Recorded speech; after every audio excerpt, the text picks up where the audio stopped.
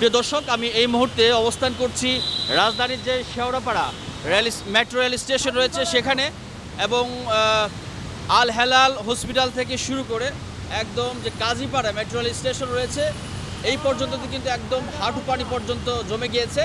এবং দেখতে পাচ্ছেন যে রাস্তাঘাটে যে এই যে সামনে রিক্সা রয়েছে, রিক্সাগুলো কিন্তু উল্টে গেছে, অনেক রিক্সা কিন্তু আজকে উল্টে যাওয়ার ঘটনা কিন্তু এখানে ঘটেছে। শুধু আজকে নয়, সব সময় যখন অল্প বৃষ্টি হয় বৃষ্টির পানিতে একদম আগারগা পর্যন্ত পানি লেগে যায়। কিন্তু সবচেয়ে বেশি যে পানির জমে সেটি হচ্ছে যে আল হেলাল যে হসপিটাল রয়েছে,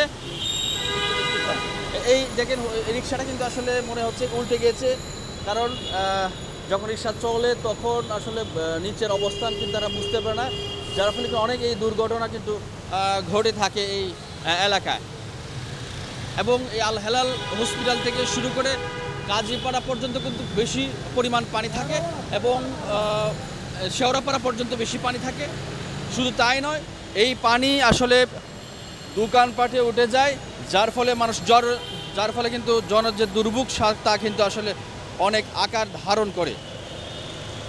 এখানে দেখা যাচ্ছে যে ঘন্টা থেকে 1.5 ঘন্টা বৃষ্টি হয়ে গেলে যে এখানকার যে অবস্থাটা দেখা যায়, রাস্তার মধ্যে অনেক পানি জমা হয়ে যায়। এখানে আমরা ভোগান্তির মধ্যে পড়ে যাই, আমরা চলাচল করতে পারি না। আমরা অনেকেই বিভিন্ন জায়গায় দেখা যাচ্ছে যে ওই অফিসে চলে যা, বা আমরা কোনো নিত্য কোনো কিছু প্রয়োজন হলে আমরা দেখা যাচ্ছে সেই বিষয়টা আমরা নিয়ে আনতে পারি না, কারণ এখানে ভোগান্তির মধ্যে পড়তে হয়। পানি অনেক জমা হয়ে যায়, গাড়ি চলাচল করতে পারে না, আমরা বাসা থেকে বের হতে পারি না। আরেকটা বিষয় যদি জানিয়ে রাখতে চাই, যে দেখা যাচ্ছে যে বাসাবাড়ির মধ্যেও কিন্তু পানি, অনেক বাসার মধ্যেও কিন্তু পানি উঠে যায় এই বৃষ্টি হওয়ার কারণে। আর রাস্তাঘাটে তো তার চেয়ে আরও বেশি দেখা যায়, পানি যেতে পারে না। পানির তুলনায় যে গর্ত নিচে যাওয়ার, সেটা হয়তো ক্ষুদ্র থাকার কারণে পানিগুলো হয়তো তাড়াতাড়ি এখানে যেতে পারে না, এই জন্যই রাস্তার মধ্যে পানি অনেক জমা হয়ে যায়। সুতরাং আমরা সঠিকভাবে চলাফেরা করতে পারি না। অনেক জায়গায় দেখা যাচ্ছে যে গর্ত থাকার কারণে গাড়িগুলো বা মানুষ চলাফেরা করতে গেলে দেখা যাচ্ছে পানির ভিতরে কি আছে সেটা তো আমরা হয়তো বুঝতে পারি না। তো চলাফেরা করতে গিয়ে দেখা যাচ্ছে আমরা হয়তো হুটুস্কে পড়ে যাই, বা অনেক গাড়ি সেখানে দুর্ঘটনায় শিকার হয় আর কি। তো রাস্তাঘাট সংস্কার বা বিভিন্ন রকমের কাজের জন্য দেখা যাচ্ছে যে রাস্তার বিভিন্ন জায়গাতে এলোমেলোভাবে ছড়িয়ে ছিটিয়ে আপনার কোথাও ভাঙ্গা, কোথাও গর্ত, কোথাও ম্যানহোলের ঢাকনা নেই, বা কোথাও আপনি সুইরেজের কাজ করতেছেন, কোথায় লাইন করতেছেন, অথচ পানি যখন হয়ে যাচ্ছে আপনি কিন্তু পুরোটাই একটা পুকুর বা নদীর মতো বা খালের মতো দেখতেছেন। এখন আপনার সামনে গর্ত আছে কি নাই, এখন আমি যে সবসময় যে আপনার এলাকার পরিচিত মানুষই আসবে এমন তো না। আমি বাইরে থেকে আসছি, আমি আপনার এলাকায় কোথায় গর্ত আছে, কোথায় ভাঙ্গা আছে আমি জানি না। এখন আমি গর্তের মধ্যে পড়ে গেলাম, আমার একটা বিপদ হলো, আমার একটা সমস্যা হলো, তাহলে ড্রাইভার কার? আডুহমান পানি ছিল এই উপরে সকাল হইতে। সকালে একটু বৃষ্টি হলেই মনে করেন যে জায়গা পানিতে তলাই যায়।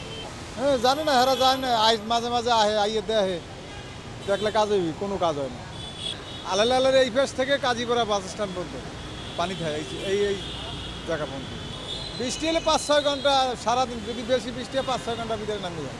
5 ঘন্টা, 6 ঘন্টা, 7 ঘন্টাও থাকে। সিটি কর্পোরেশনের লোক কিছুক্ষণ পর আইয়ে ওই যে আপনার মেইন হলের ডাকনা জায়গায় ওরা পানি নামার জায়গা নাই।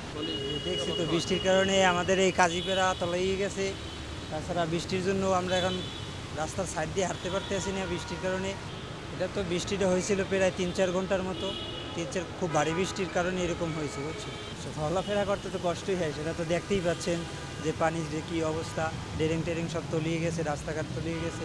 এই কারণে আমাদের চলতে একটু অসুবিধা হচ্ছে। যে ড্রেনটা যেন সুবিধার্থে, আমাদের সুবিধার, জনগণের সুবিধার্থে যেন সরকার ড্রেনটা আরও সুবিধা অনুযায়ী, তার অনুযায়ী যেন ভালো মতো করে দেয়, যাতে আরও সুষ্ঠুভাবে মানুষ চলাফেরা করতে পারে। পরবর্তীতে যেন কোনো বাচ্চা পোলাপানের অসুস্থ না হয়ে পড়ে, এই কারণে আমি সরকারের কাছে কিছু অনুরোধ করলাম।